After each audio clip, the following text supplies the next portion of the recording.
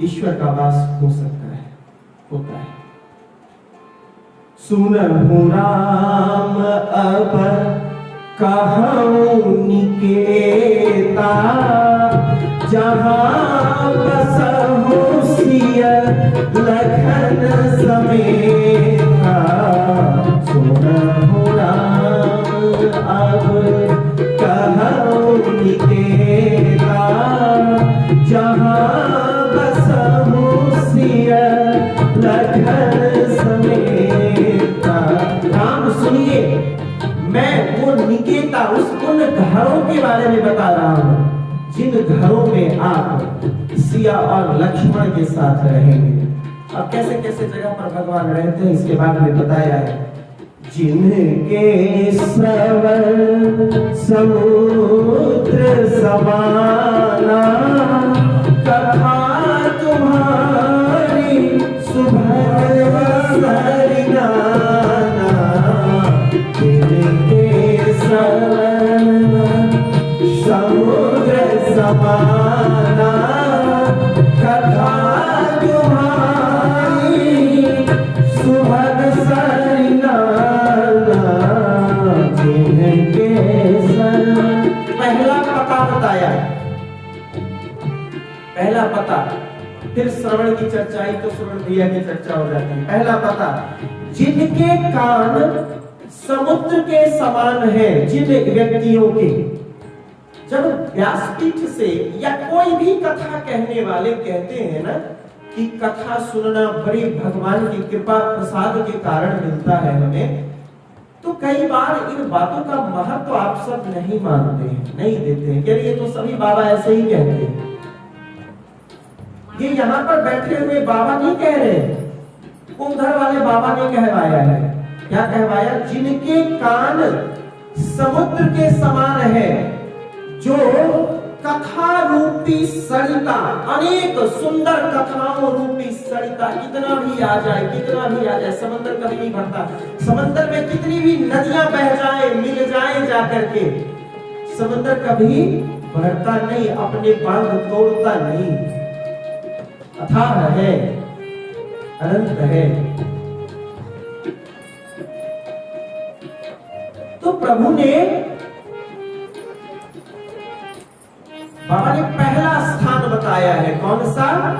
जिनके श्रवण समुद्र समाना, कथा तुम्हारी सुभग सरिनाना। हरहि निरंतर मोहि न पूरे, तिनके हिय तुम करो रे। जिनके कान समंदर के समान है और तुम्हारी कथा सुन के, कथाओं की अनंत नदियां, कथा रूपी अनंत नदियां जहां पर आए, लेकिन वो कभी भरे नहीं, वो खाली का खाली रहेगी, और आए और आए। ऐसे व्यक्ति के हृदय में तुम वास करना। कैसे व्यक्ति के हृदय में? पहली शर्त, पहला स्थान बताया भगवान को। ऐसे व्यक्ति के हृदय में आप रहते हैं भगवान, और रहिए जिनके कान ईश्वर कथा को सुनते सुनते कभी थके नहीं, कभी ऊबे नहीं। ऐसे व्यक्ति के हृदय में भगवान आपका प्रथम वास हो। मैंने कहा था आज कुछ बातें नोट करके ले जाना है आप सब।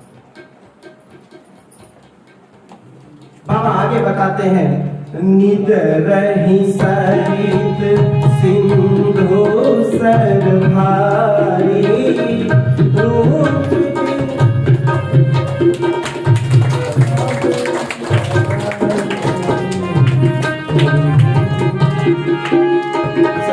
सिंधु सर भारी, रूप बिंदु जल होई सुखारी। इनके हृदय सदन सुखदायक, बसहु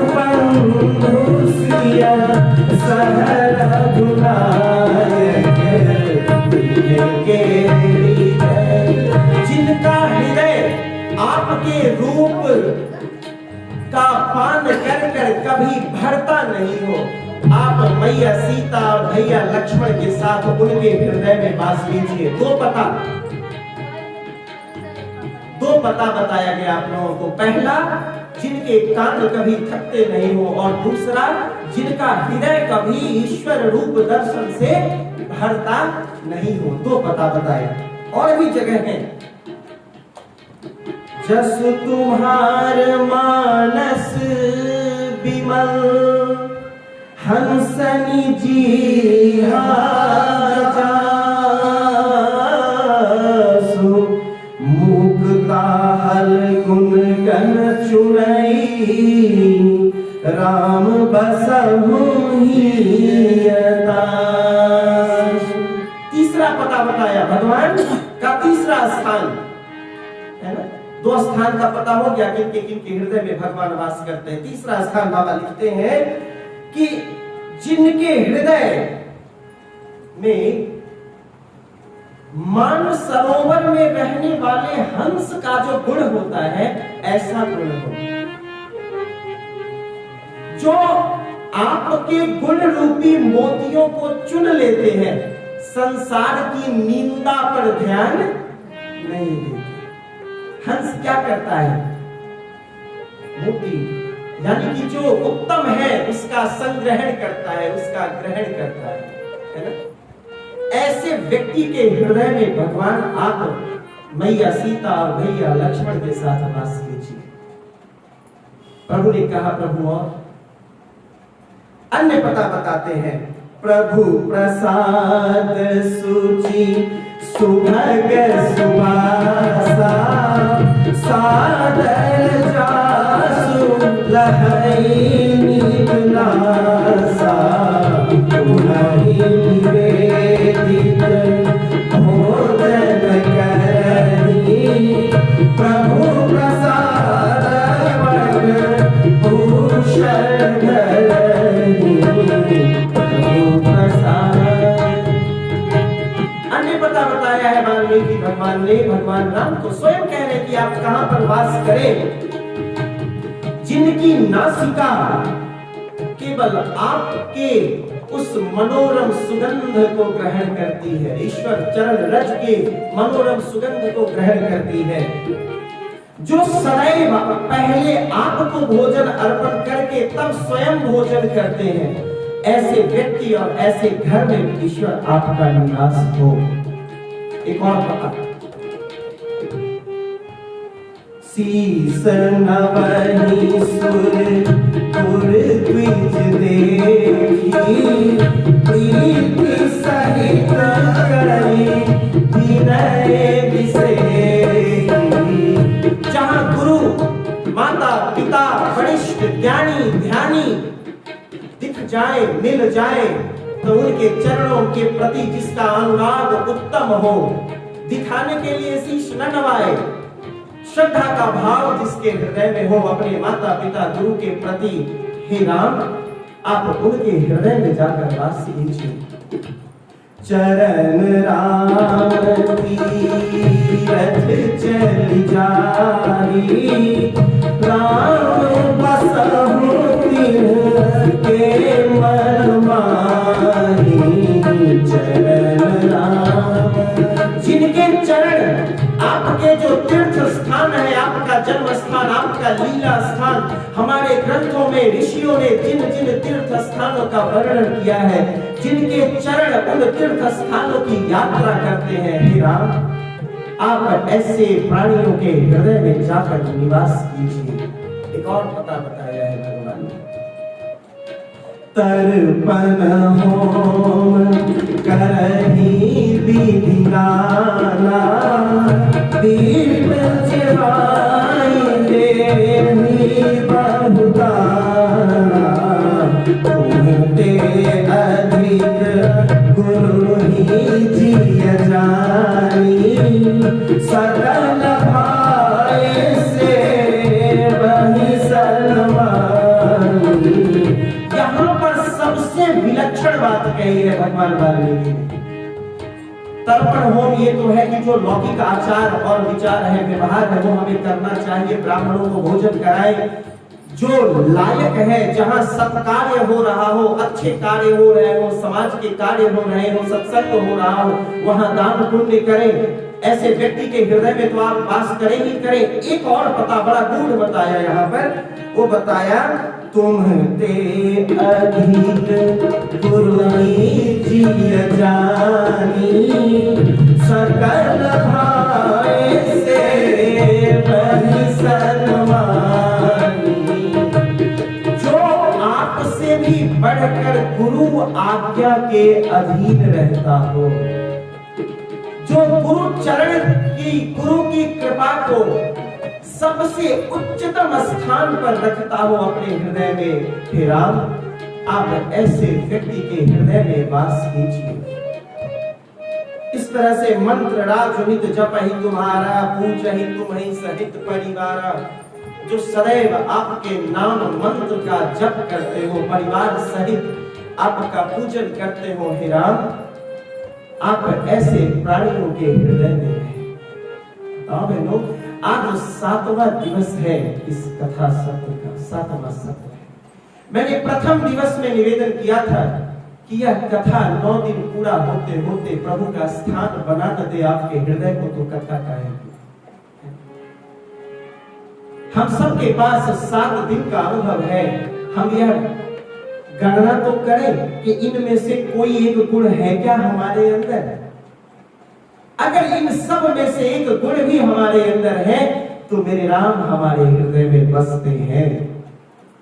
ये व्यासपीठ नहीं कह रहा, एक महान ऋषि का अनुशासन है कि यहां यहां प्रभु वास करते ही करते हैं।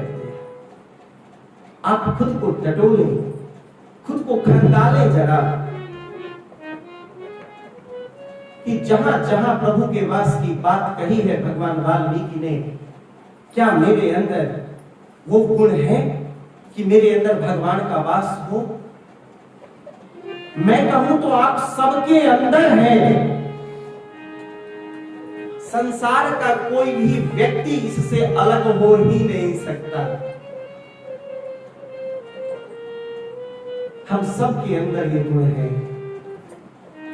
क्यों? क्योंकि हम सबके अंदर गुण है और इसीलिए हमारे हृदय में ईश्वर का वास है और इसीलिए हम सब कथा सुन पा रहे हैं, गा पा रहे हैं। अगर ऐसा नहीं होता तो कौन संजीव है, कौन पूछता है। न हम बोलने आते, न कथा गाने आते, न आप सुनने आते।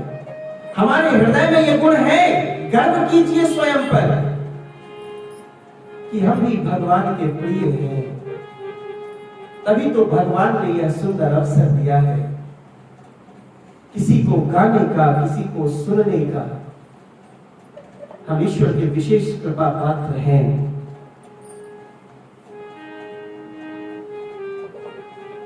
भगवान वाल्मीकि ने भगवान को स्थान बताया कि चित्रकूट में कहां पर उन्हें अपनी कुटिया बनानी है, रहना है। कथा चित्रकूट से पुनः अयोध्या की ओर चलेगी। संतों के बीच में हम हैं, सारा संत समाज उपस्थित है और संतों का संगति जब हो जाए, हमारे बीच में एक संत आए हैं भैया। मैंने निवेदन किया था कि भगवान ने 2-3 चीजें बड़ी विलक्षण बनाई है इस संसार में। वैसे तो भगवान संसार के सबसे बड़े और सबसे गुणी इंजीनियर हैं। वो कभी बेकार चीजें बना ही नहीं सकते। संसार में कोई भी चीज बेकार नहीं हो सकती। क्यों? बनाने वाला कौन है? जो इतना महान है कि वो बेकार चीज बना ही नहीं सकता। लेकिन 2-4 चीजें बड़ी विलक्षण बनाई। इनमें भी मां बनाया, अभी मैंने चर्चा किया था, संत बनाए, ज्ञानी बनाए, जो संसार को राह दिखाते हैं। आइए संतों का एक गीत गाते हैं, फिर कथा को हम अयोध्या जी में प्रवेश कराएंगे। संतन के संग लागे रे तेरी अर्जी बनेगी, संतन के संग लागे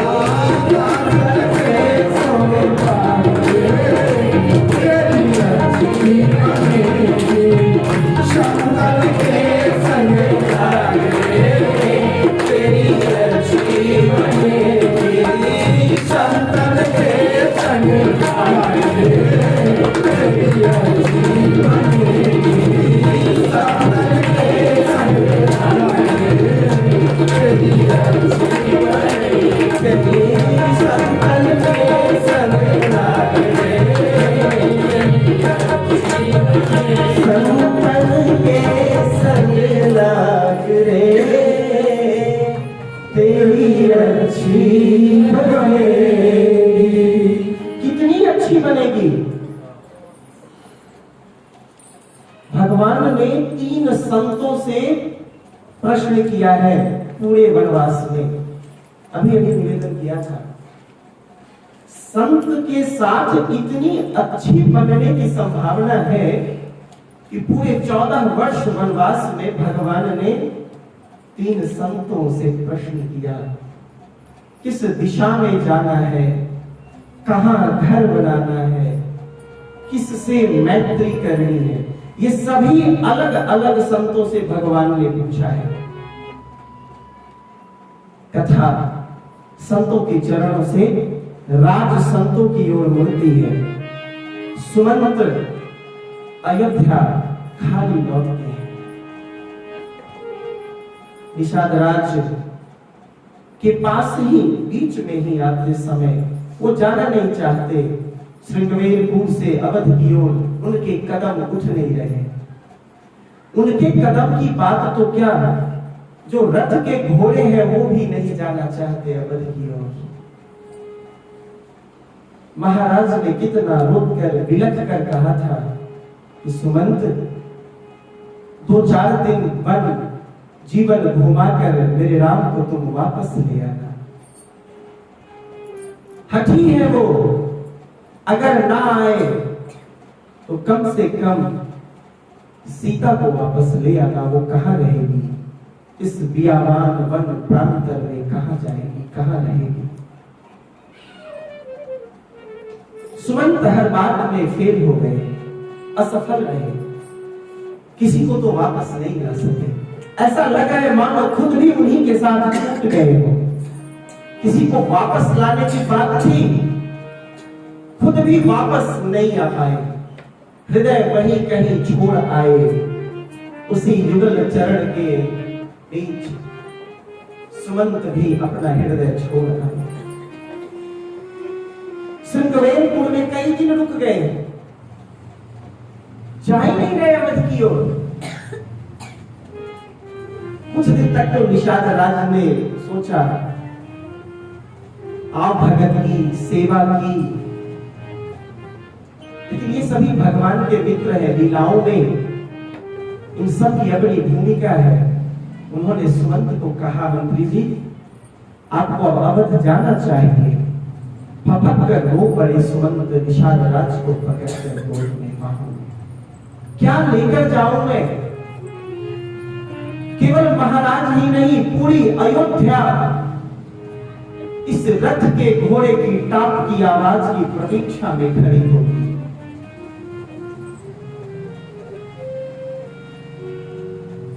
एक महाराज से तो बच भी जाऊं शायद, लेकिन अवध के उन हजार आंखों में जो प्रश्न होंगे उससे कैसे बचूंगा। हजारों आंखें जो शिकायत करेगी हमें सोता छोड़कर आप रात में लेकर चले गए थे प्रभु को।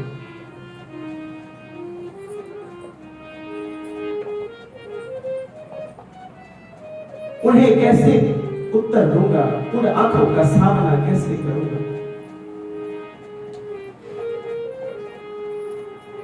मैंने कहा था ना कई बार, भगवान से होने से ज्यादा मुश्किल है भक्त होना। राम होने से कहीं मुश्किल है भरत होना।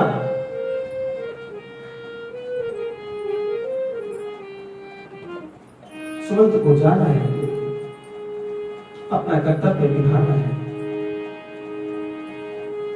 रथ जैसे ही अवधपुरी में प्रवेश करती है,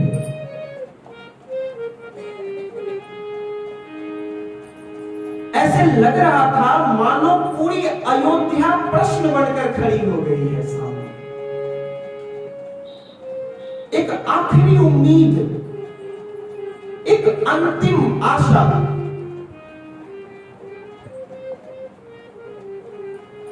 शायद कुछ तो ऐसा हो, प्रभु न भी आए, कहीं मैया वापस आ जाए।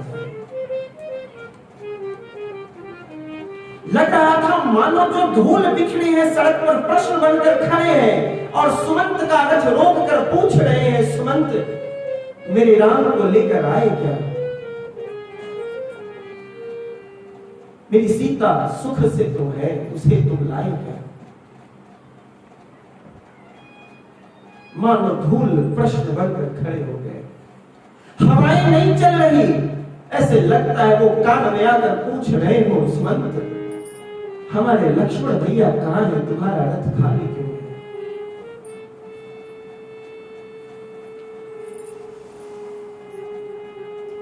कई बार कर्तव्य पालन बड़ा कठिन हो जाता है। पालन करना था, महल में जाना था, महाराज को सूचना देनी थी।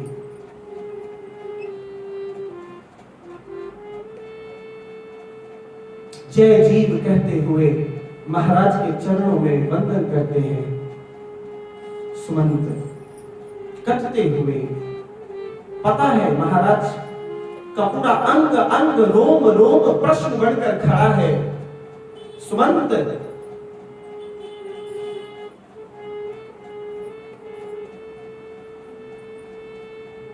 तुम्हारे सामने भी हठ कर गया राम,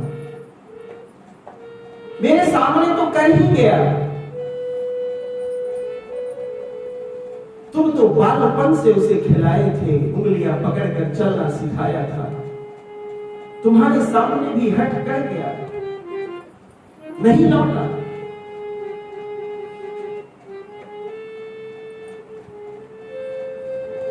प्रथमतः तो ऐसा लगा जैसे डूबते को तिनके का सहारा मिला हो। शैया से दौड़कर उठते हैं गले लगाने के लिए, गिरते पड़ते।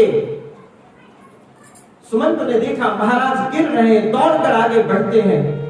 महाराज ने गले लगाया सुमंत। सुमंत किरण है अगर कहीं तो सूरज भी होगा। तुम आए हो, तुम मेरी बात टाल नहीं सकते, मेरा राम कहां है? सुमंत की जीवा मानो हो ही नहीं मुख में।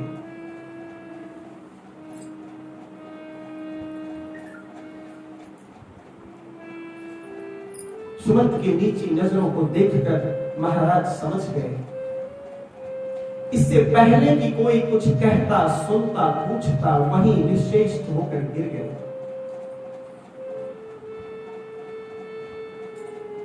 सैया पर उनको ले जाया गया। कितना विवश है इंसान, चक्रवर्ती सम्राट। पुत्र नहीं आया तो नहीं आया, कुशल क्षेम तक नहीं पूछ पाए। सीता कैसी है, लक्ष्मण कैसा है? निश्चेष्ट हो गए, बेहोश हो गए।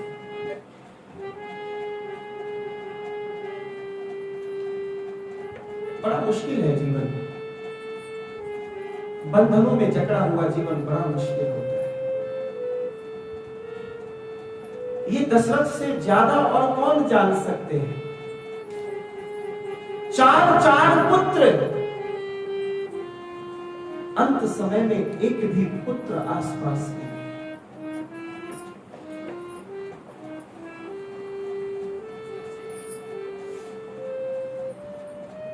मंत्रियों ने, राजवैद्य ने चिकित्सा की, सुमंत ने बहुत समझाया, महाराज धीरज धरिए,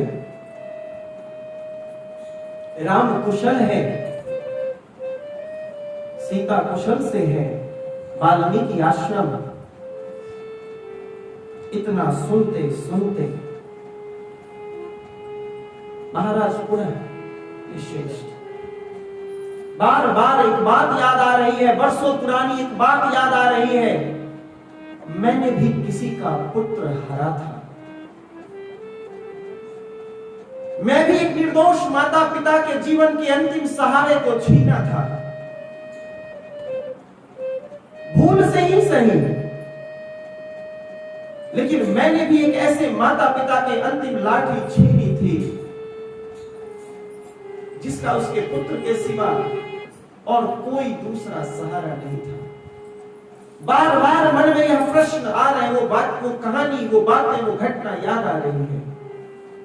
निषाद, सुमंत बार बार उन्हें होश में आने पर यह बता बता करके कि राम कुशल से हैं, उन्हें हिम्मत बंधाने की कोशिश करते हैं कि महाराज आप स्वस्थ हो, प्रभु अच्छे से हैं,